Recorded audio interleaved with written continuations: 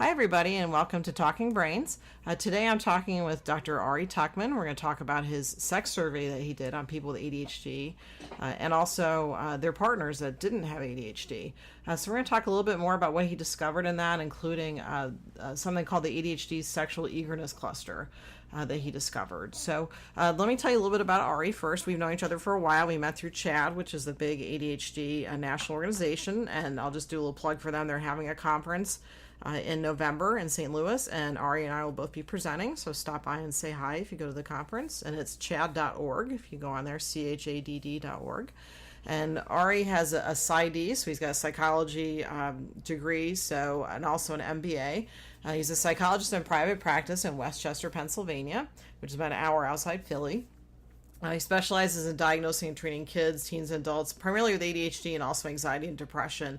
He's also a certified sex therapist, only one of 750 in the U.S., which is a big deal. And he's pretty much the only person right now that specializes in ADHD and sex.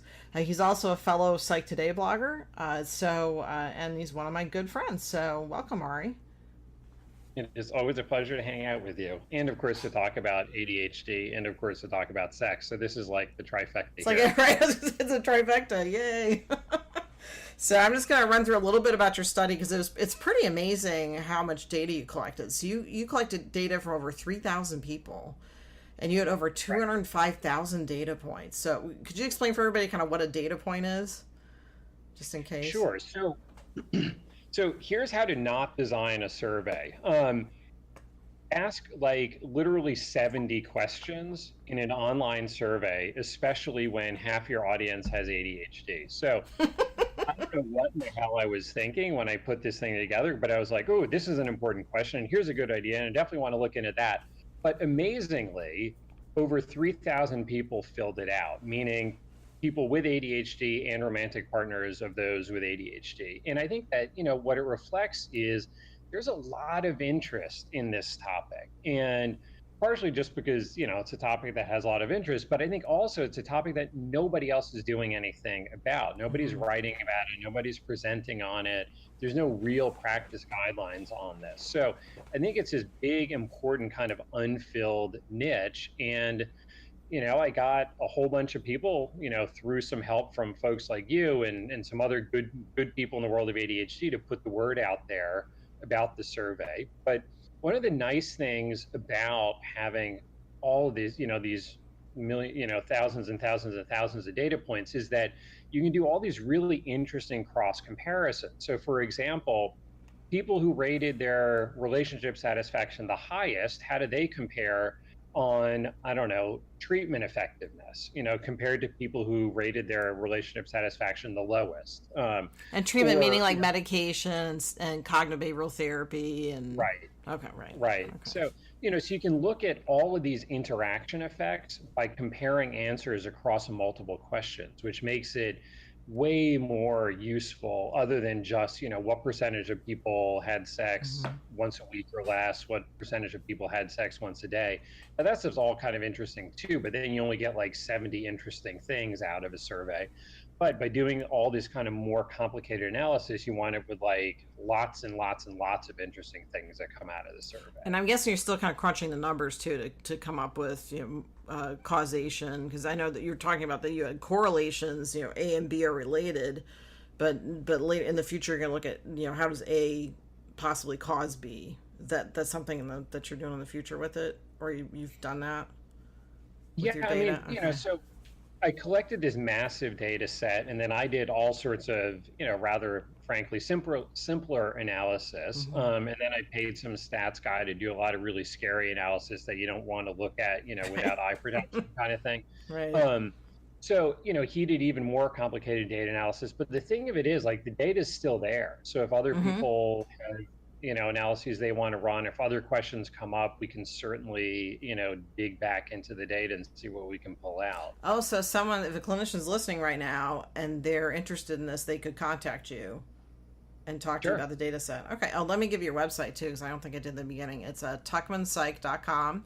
And there's also, you're under adultadhdbook.com as well. And also, I didn't mention that you've written 2 books. There's Understand Your Brain, Get More Done, the workbook, and More Attention, Less Deficit, which are books I recommend to everybody. They're really good. And not just because Ari's one of my good friends. I mean, it's actually a really good book. So, I recommend you get those. He's also written a book for clinicians as well. And I think you have one more. You have several chapters in books, too. I do. I think so. I do. So Ari's just awesome, basically. So let me ask you this. So what was I've written down notes. I know we just talked a little bit about the points that I thought were interesting, but what is the biggest surprise that you found when you did your analysis?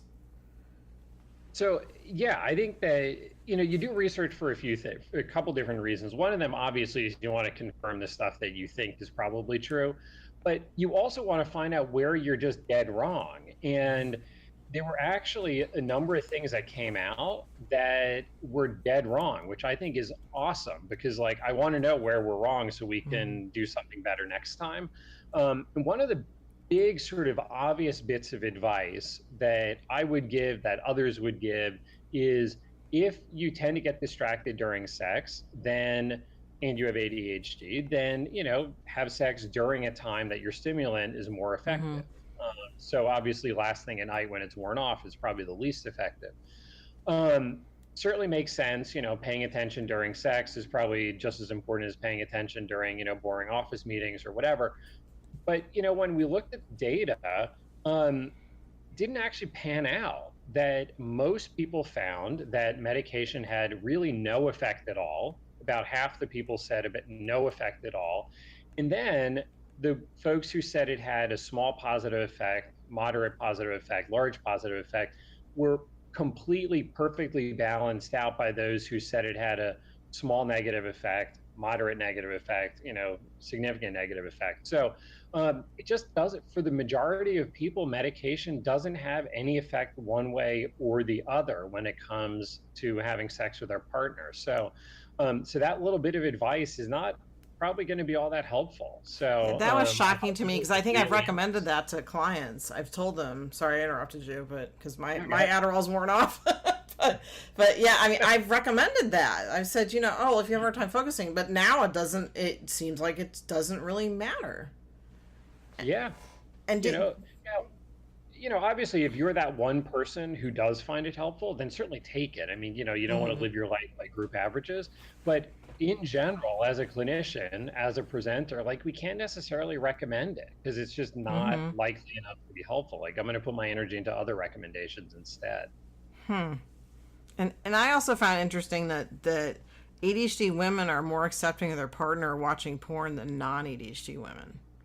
Because that never even occurred to me that might be a finding. So can you tell me a little bit about why that might be? Right. So this is I don't know if you had asked me before, I don't know which way I would have predicted this, but yeah, it's really interesting to see that. So I think that what drives this is that women with ADHD look at porn themselves more than non-ADHD women do. They feel better / less bad about their own porn use than non-ADHD women do.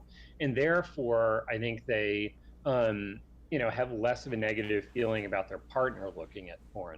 Now, granted, men look at porn much more often than women do. But, the thing is, women looking at porn is not some trivial minority. There's a decent percentage. So kind of the old stereotype that it's only men and all the women hate it is not completely true. And I'm certainly not saying anybody should look at porn, but I'm also not saying that somebody shouldn't. I think that's an individual decision that needs to get made. And people watch it together too. So that would be an interesting thing to look at. How often are you watching it alone and how much together?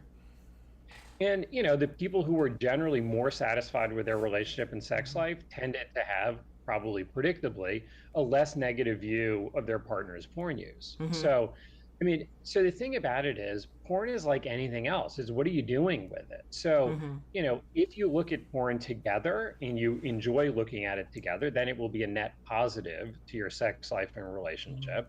On the other hand, if you're not getting along, you're not having sex with each other, and somebody's using porn as a way to avoid being sexual or actually having those conversations with their partner, clearly that's going to have a negative effect on the Hmm. relationship. But here's the thing, if you're hiding away at work and not dealing with your partner, that's going to have a negative effect. If you're Hmm. over absorbing yourself in your kids' lives and not engaging with your partner, that's going to have a negative effect. So this is not a problem of porn or work or kids. This is a problem of not doing that relationship work that probably, is going to be difficult, but almost certainly is worth doing. So I think it's helpful, and I think porn especially, like, conversations go off the rails really quickly, Hmm. and as a result, don't really get to the real issues of what's going on. Right, and I was also thinking too with porn too, and couples, the risk taking feature of ADHD. I Hmm. wonder how much that plays into it. Although I was also really interested to find that people with ADHD aren't more likely to seek novelty in sex, which that was mind blowing because that's just something I think we all assumed is that people with ADHD, want to try 100 different positions, and, Right. sex in public and all sorts of crazy stuff to get your dopamine up. But that was pretty shocking. So people with ADHD are not more likely to seek novelty in sex, although they are more likely to cheat. And I think we kind of knew that going in, but now Right. you have data behind it. So Yeah. tell me a little Well, bit more and about that. so, yeah, I mean, it is true that I didn't, surprisingly, when I asked people to what extent do you prefer novelty versus kind of, familiar repertoire of sex, Mm-hmm. those with ADHD were not like monumentally more, novelty driven. But when it comes to infidelity, those with ADHD were indeed significantly more likely to engage in infidelity. Now, Mm-hmm. I broke it out into primarily physical infidelity, like a physical hookup without, that may or may not have had an emotional attachment. Um, and then I also broke it into an emotional affair that, may or actually, no, wait. I think the physical was without an emotional connection, and then Mm-hmm. the emotional affair was, an emotional affair that may or may not have had a physical Mm-hmm. component. Because it's basically the difference between getting drunk at the bar and hooking up with someone impulsively who you just met, versus, I don't know, having an emotional relationship like with a coworker or an Right. old friend or something like The that. emotional And intimacy. Yeah. yeah, and I think it's important to differentiate those two because I think they're pretty different in terms of what happens and perhaps Mm-hmm. what might motivate someone to do one or the other. But what the research found, which supports research from lots of other places, is the rates of infidelity in general are way higher than anybody would want them to be. Mm-hmm. Um, they're not infrequent, especially over long-term relationships.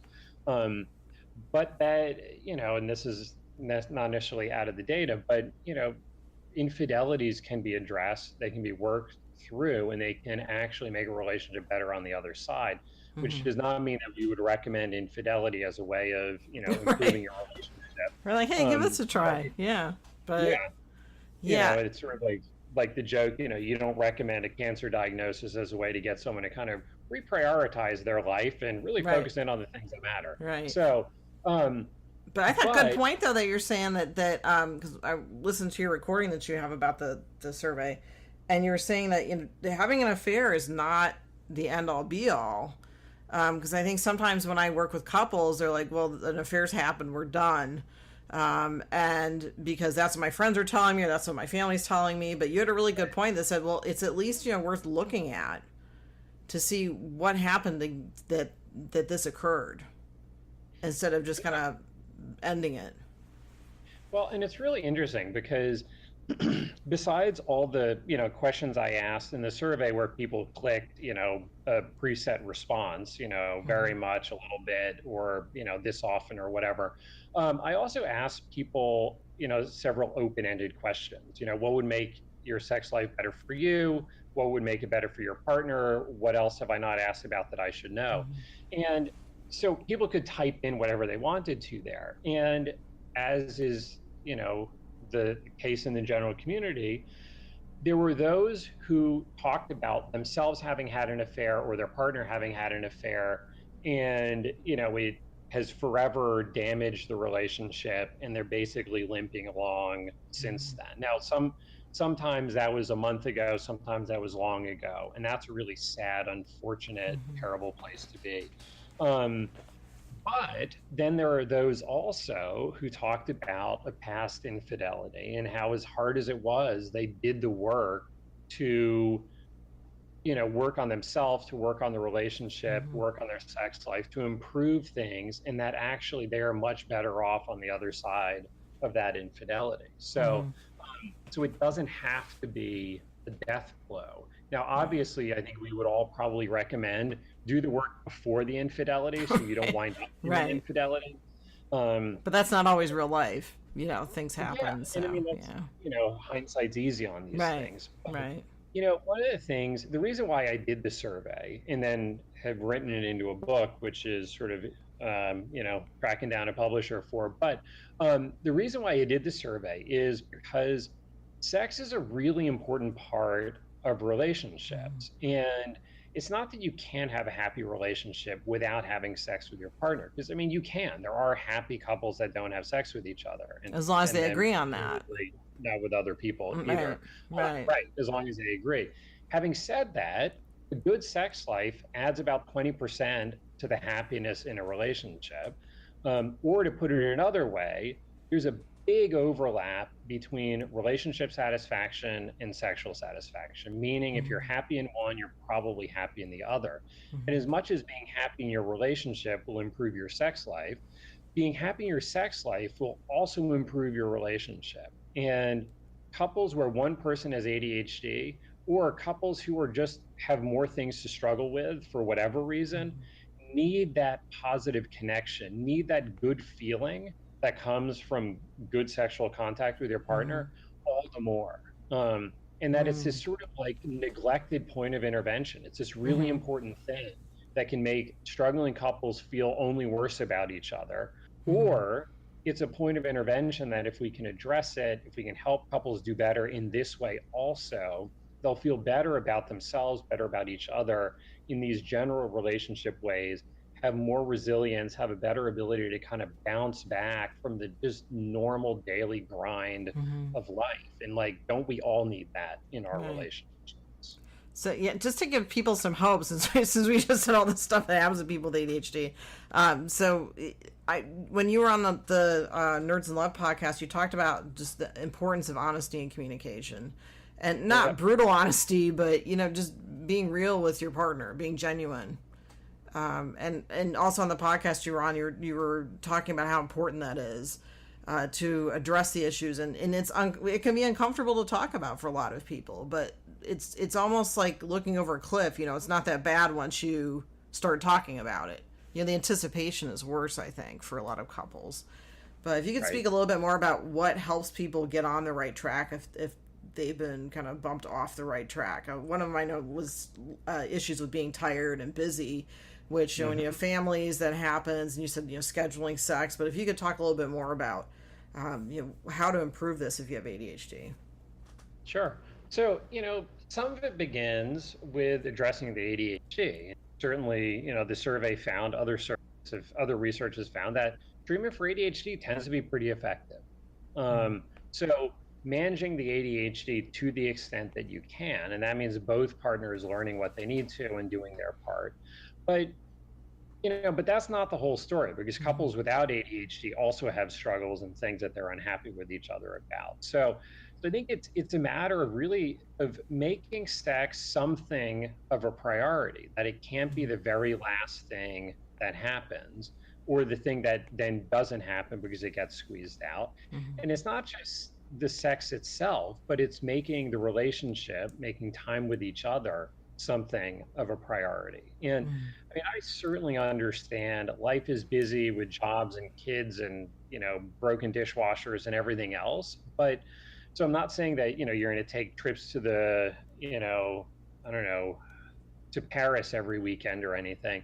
And it may be a matter of kind of adjusting your expectations to be happy with the little bits that you do get, but to really make those little bits of time important, where you turn off the phones, close the door so the kids don't go busting in, and spend that time together. And to do fun things together as well. And if you do that stuff, sex is more likely. And if you have sex, that stuff is going to be more likely too. So it definitely kind of each reinforces the other.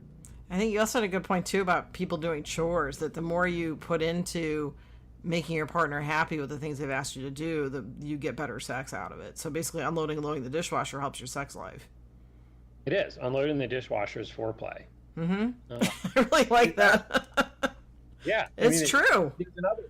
There was another study I read that couples where there's a more equitable division of labor, where basically, the wife isn't doing a lot more of the housework, have more sex than the couples where the wife is, where it's this imbalanced division of labor. And I think that, so I think that when it's the guy in the couple with ADHD, this is like a super easy trap to fall into, where it becomes a situation where the wife or the female partner is frustrated, is resentful, and is tired and doesn't have the time for sex.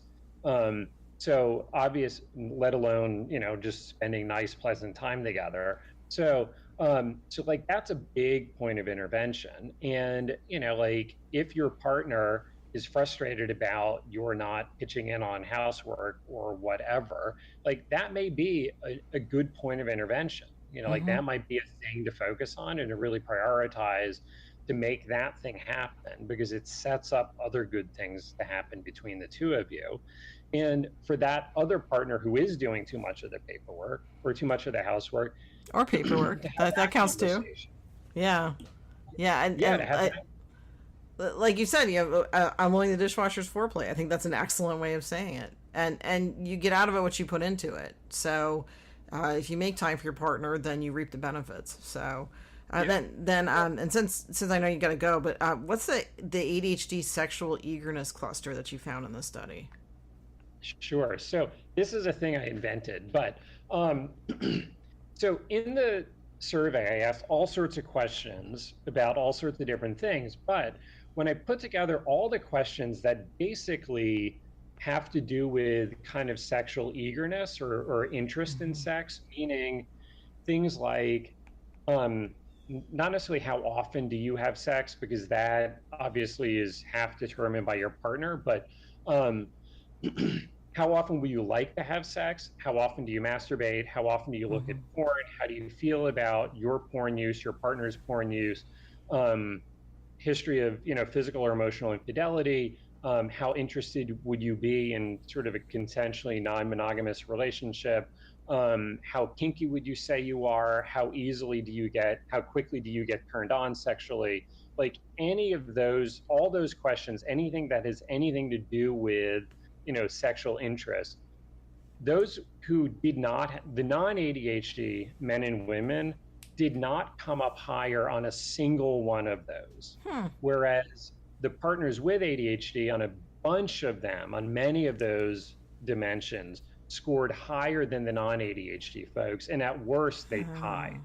So, and of course this is taking gender out. So I'm not comparing guys with ADHD compared to women without. I'm comparing guys with and without, and women with and to those without. So, I think that's obviously really important to consider gender as well as ADHD status. But I think it's a really interesting finding, because it was so clear and consistent across all these different dimensions. And, my theory of it, and this might get a little bit kind of technical, bringing in a few different threads, but there's this theory of ADHD that Russell Barkley has talked about called the response inhibition theory. And that for folks with ADHD, that fundamentally the struggle has to do with holding back a response to either a new stimulus or an ongoing stimulus. So like, if you think about, without getting too complicated, getting distracted by some new noise, someone with ADHD will have a harder time sort of filtering out that new stimulus, whereas someone without ADHD might have an easier time pinging that new stimulus for a second and saying, you know what, forget it, that's not the thing I'm paying attention to, and bring their attention back to the boring work task at hand. So redirecting yourself back. Okay, yeah. Right. So that's one line of thought here. Now, on the sexuality side, there's what's called the dual control model of sexual desire. And basically, the really simple way of thinking about it is there's sexual gas and there's sexual brakes. Certain things press on the gas and make somebody more interested in sex.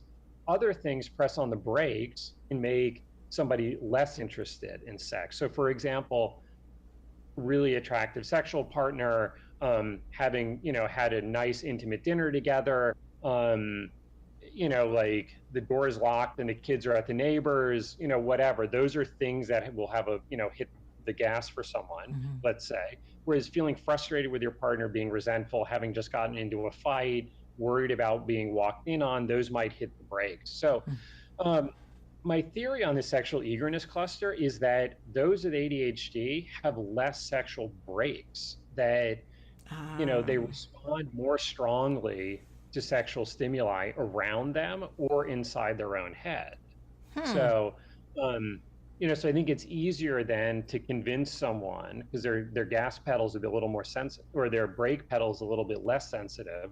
I think it's easier to convince someone that, like, hey, this might be a moment to do some sexual thing. So, so I thought it was really sort of interesting how that broke out. And, so one of the implications of this is that men without ADHD are not as different compared to women with ADHD, compared to those where it's the guy with ADHD and the woman without. Like, there's a bigger sexual difference between the couples where the guy has ADHD.